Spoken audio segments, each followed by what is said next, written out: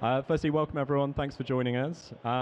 So this session will be discussing transforming commerce, Dermalogica's journey to enhance performance with Shopify. So we're going to touch on some trends that are shaping the e-commerce landscape, but also we'll be hearing from Kevin on your migration to Shopify and hopefully some of the secrets and learnings from that migration that have helped them unlock some pretty impressive figures. So 44% uptick in site speed, 45% boost in conversion rates, and I believe a growth in sales of 114%, which is pretty astronomical, so congrats.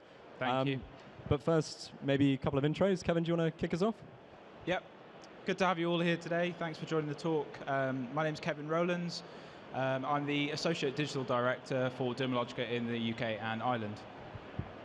Thanks, Kevin. My name is Rich Mason. I think my title's up here, but I lead the enterprise business in EMEA for Shopify. For those of you who aren't familiar with Shopify, we're a global commerce platform of huge scale. We've got around 3 million customers globally, and I think we've taken over the London Tube this week, so apologies for all the gratuitous messaging on the way in. But we've seen about 3 trillion transacted through the website since we first launched Shopify.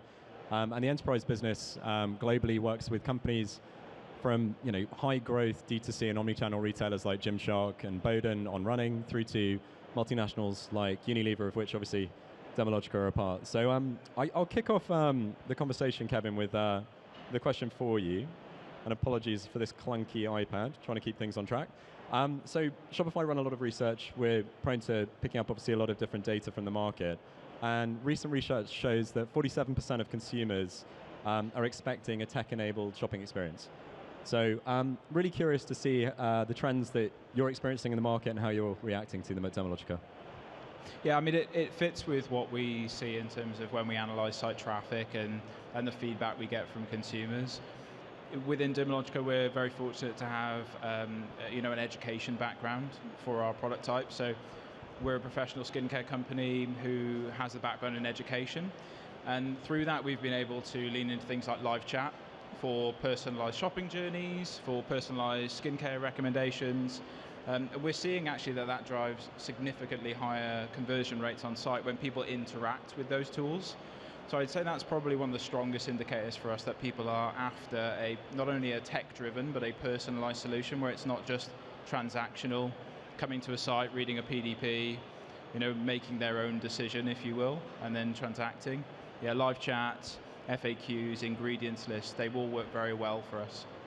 And obviously, knowing your customer and putting your customer at the center of your e-commerce strategy is super important. How are you building and implementing like an effective customer feedback loop at Dermalogica to be able to take those lessons and put them into practice?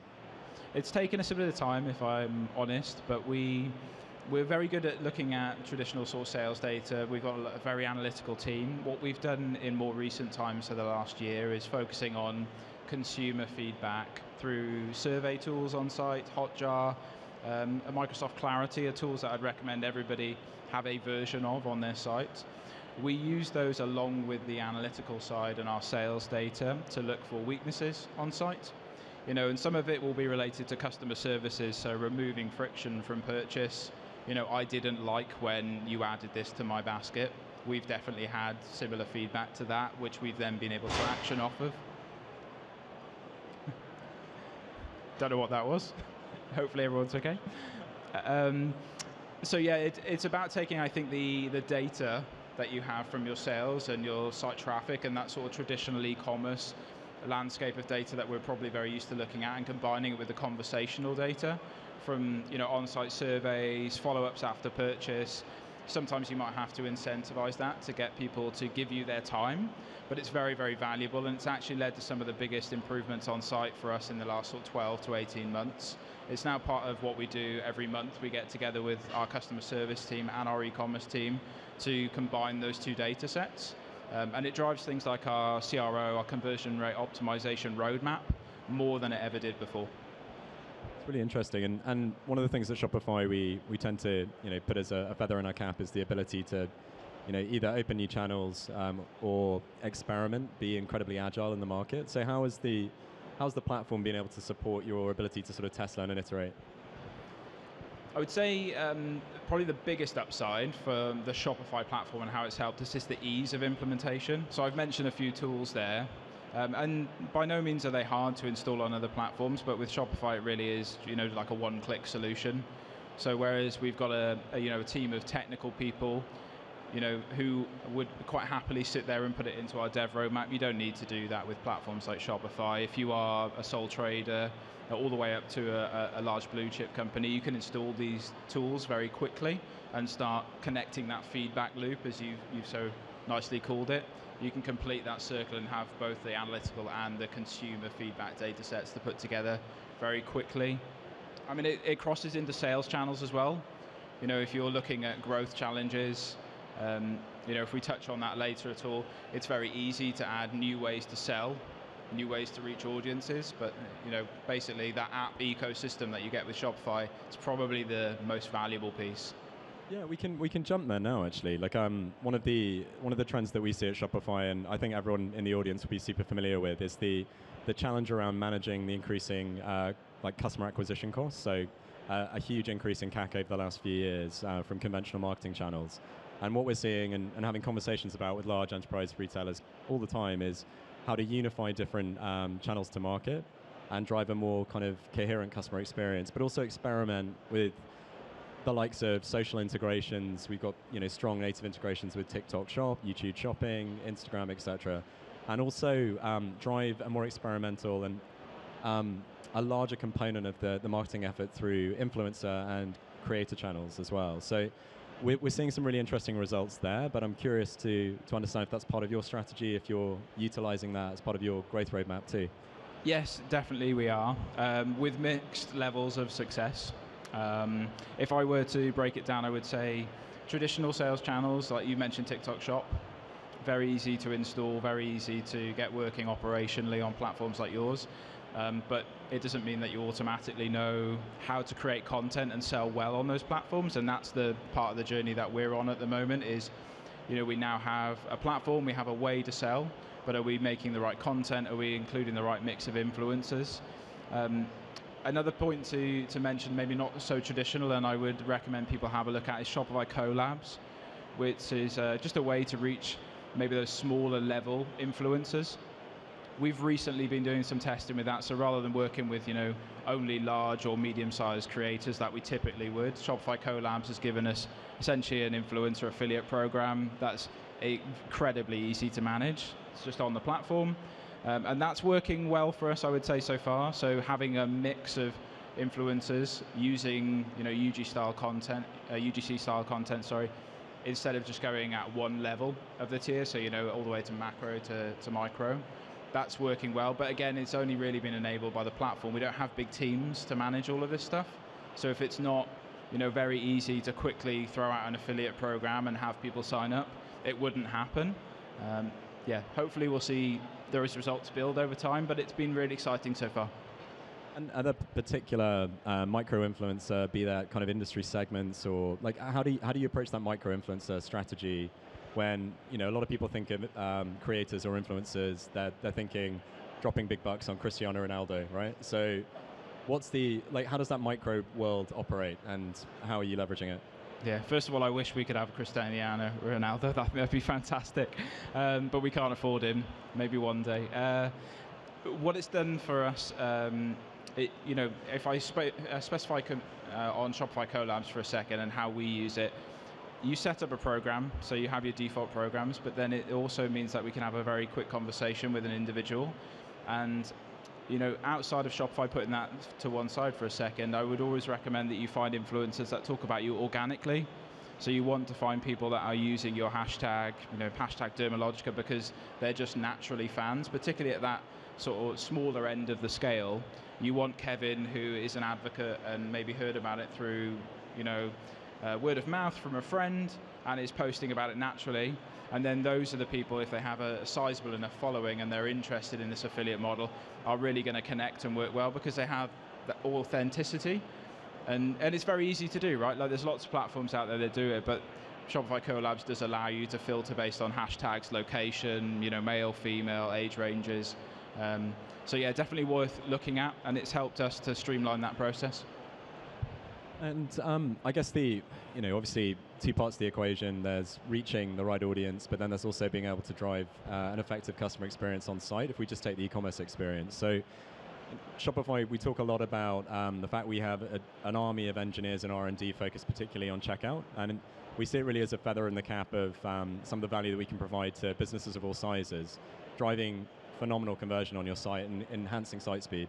So without me kind of overselling, there's a few kind of interesting numbers. Obviously, 44% increase in site speed, 45% increase in conversion for Dermalogica. Just be interested to understand how you've engineered that or set up your Shopify instance to deliver it. What was the process of being able to drive towards that, frankly, phenomenal performance uptick? Yeah, well, I'll be really honest. A lot of it came organically, moving from an out-of-date system to a more modern system that's slightly more off the shelf, gave us an awful lot of that improvement. But then the rest of those incremental gains are, by picking the right themes for your site, by making sure that you optimize your content correctly, all of the basics that I think a lot of us in the crowd will be thinking of anyway. But what you have with Shopify is just a very stable base, a very performance site and platform anyway. So you will get, at least in our experience, a natural uplift from moving, and then it's up to you to look for the incrementals. So when you're moving over, if we're going to touch on migration for a second, I would say don't change too much if you can. When you're migrating platform, you want to know what the platform is giving you in terms of improvements. So don't try and radically change your website unless that is the goal. In our case, it wasn't. We wanted to move over and reap the other rewards of a platform like Shopify, not completely redesign things from the ground up from day one. So we've been able to measure that improvement and attribute that to the platform, and the rest of the gains are really about us optimizing content continuously on site, making sure that we're only doing things on site that need to be there. If they don't work and they're not shown within our roadmap to be driving incremental conversion, sales, fixing a customer service issue or some feedback, then we're very cutthroat. We will turn things off quickly and stop doing it. I think it's really interesting, the advice around best practice for migration. I think we obviously had a catch up on this subject a week or two ago, and with Dermalogica, my understanding is the situation was about optimization and moving platform to optimize, but a really solid foundation was already there. Of course, we do speak to a lot of large businesses that are on legacy software. It might be in-house custom or I won't mention any competitors, but other kind of off the shelf in the market who are really looking at radically changing their brand and their approach to the market. So I think from my side of things, key to successful migration is really aligning on the strategy and direction of the business from a commercial perspective, ensuring that you've got those 3 kind of key parts working very tightly together. So the commercial aims of the business, the customer at the center, and what the customer experience that you want to be able to deliver.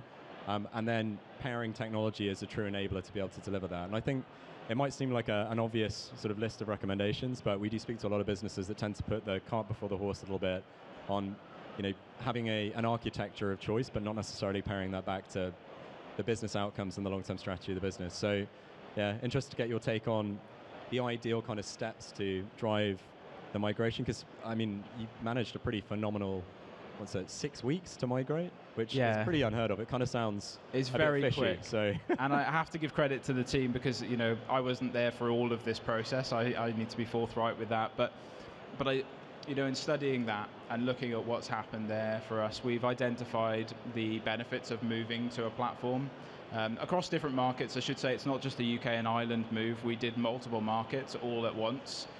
Over that very quick 6-week time scale, and it was a pressure given to us from above because we knew on the other side of it the grass was a bit greener and it would open up a world of possibilities. Going back to advice, platform non-specific, if you don't need to, don't change things during a migration because it's unnecessary risk.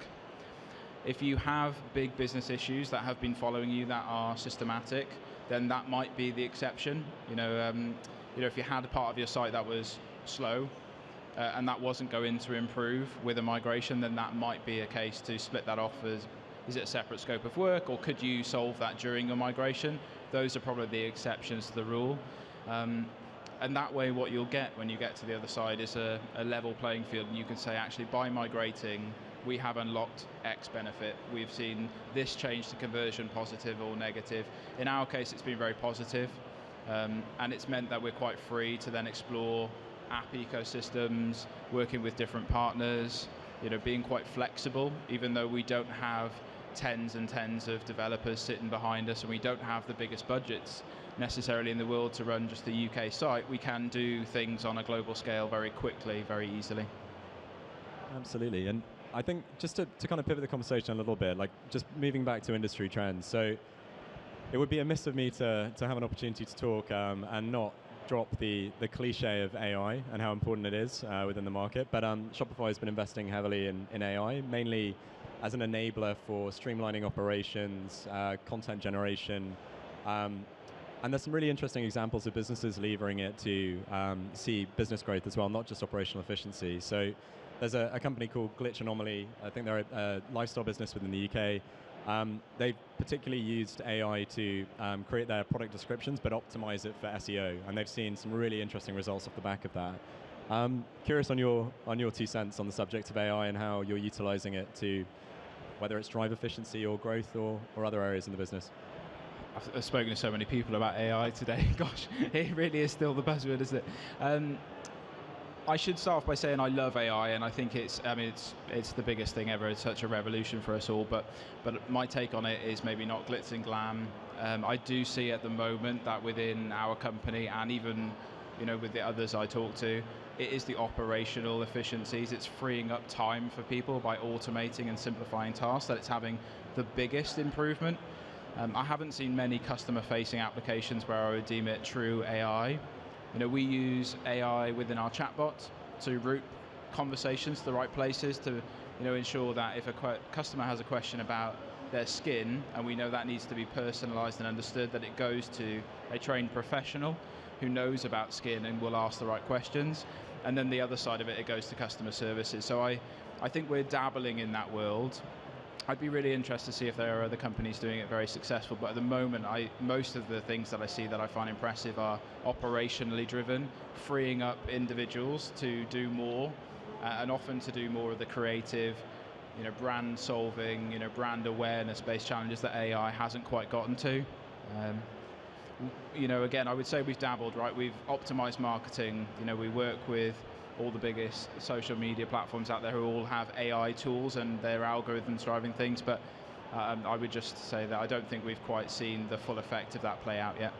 And you mentioned personalization. Obviously, it's incredibly important to build that kind of brand to consumer relationship and ensure that that is fostered to drive growth and repeat business. Like loyalty is a topic that comes up very often. How to optimize loyalty. Depending what research you read, 53% of consumers, I believe, are saying that they would trade down based on a price-value equation. So they essentially would not be loyal to a brand if they have a better offer for a comparable product elsewhere. But at the same time, 83% of consumers are saying, I would happily stay loyal to a brand if they offered unique experiences or an enhanced user interface or promotions. So for brands that are looking at keeping that premiumization, ensuring that they don't have a discount strategy and they remain high-end, such as Dermalogica, how are you playing with the loyalty piece? Like, what's working? It's really tricky. We don't discount, which makes things awfully difficult for acquisition, particularly at the moment where us and many other brands are seeing cost of acquisition flying through the roof. Loyalty is, I guess, the way to offset that. People do want more experiential transactions with companies now. They don't want just a straightforward I buy, take it home, use it. They do want to know what the product is made of, where it's come from, how to use it best, what it pairs well with. So loyalty is our way to offset some of those challenges. We won't give you a discount, but we will invite you into a world of extra education about our products. We will then be able to tell you more about our brand and give you other forms of reward, which can keep you loyal to the brand, but are also a way to acquire people in a non-traditional sense. We can advertise reward programs and what people get on the other side of joining those programs as a way to attract and acquire new customers. I would say our rewards program is very strong, and we're really proud of it. So please go check it out, see if you agree. Our retention is our strong point. And I think for a lot of brands that I speak to, it's had to become the strong point in recent times because the cost of acquisition and finding new customers is getting more difficult. Yeah, and I think just to add to the experience and loyalty programs, I think we at Shopify talk a lot about this concept of unified commerce, which essentially is taking omnichannel and taking it a step further into a unified code base and a back end that just aggregates the whole customer picture across any surface that customer engages with your brand. So be that social, be that retail, turning up at and using a point of sale, or through the e-com side online. Those touch points and the ability to personalize and recognize a customer coming back is a way to, especially in real life experiences, build more of a brand kind of affinity and connection with your customer. So we see that up leveling that customer experience piece, just being a fundamental piece of building brand loyalty, as well as promotions, discounts, or whatever other kind of tactical things that you can build into a loyalty program. Yeah, I mean there's that famous quote, isn't there? Simon Sinek said that people don't buy what you do, they buy why you do it, and that's what loyalty is all about. That's a good one. Yeah, it is cheesy maybe, but it's one to live by. Once people are in your loyalty program, you can tell them about your brand, and maybe think of products as a secondary, and that way they will build loyalty. They will mention it to friends and family if they're advocates of the product and it's doing the right thing for them, and then you form a lasting relationship. So I think we're running out of time a little bit, but just to hopefully not put you on the spot, but if you had to summarize maybe one or two key pieces of advice for anyone in the room, at a retailer that would consider changing their architecture and their technology stack, what would be kind of the golden nuggets? It's really hard to wrap that up into a quick nutshell. I'll try and summarize what I've said during today's conversation. So if you don't need to change things during a migration to Shopify or any other platform, don't. And try really hard to stick to that, because people will come along with amazing ideas and it can be hard to park them and come back to them later. So I would say that's one top tip. The other thing that I would recommend people do around acquisition, we're talking about the cost of acquisition, is just don't forget the basics. A lot of people in this room and here today have come up working in e-commerce for many years, and yeah, things are changing rapidly in our space, and that's what's so exciting and amazing about it. Channels are diversifying, but just don't forget the background and the overall strategy of finding new customers, building first-party data, understanding what people want and what they don't like about your brand, and then you can't go too far wrong. So I guess those would be my two nuggets. Thanks so much, Kevin. And the only thing I kind of leave everybody with, and hopefully this has come across in the conversation, the only thing that seems to be constant in commerce is change, and it's just really critical to stay agile. So whenever you're thinking of working with a business in any capacity as a partner, especially a tech platform, look at how agile that allows you to be, and look at where the trajectory of that business is. Are they investing in their product? If you make a choice today, is that going to be a smart choice in the next 10 years? Because let's be honest, even in 6 weeks, that's how long it took, no business wants to migrate every 3 to 5 years. So picking that long-term partner based on the direction of travel and the investment they're making is key. But yeah, thank you, everybody. Been a pleasure to speak to you. If you want to come grab Kevin and I, we'll be here, or please do connect on LinkedIn and we'll follow up with any questions you have. Thanks. Thanks, everyone.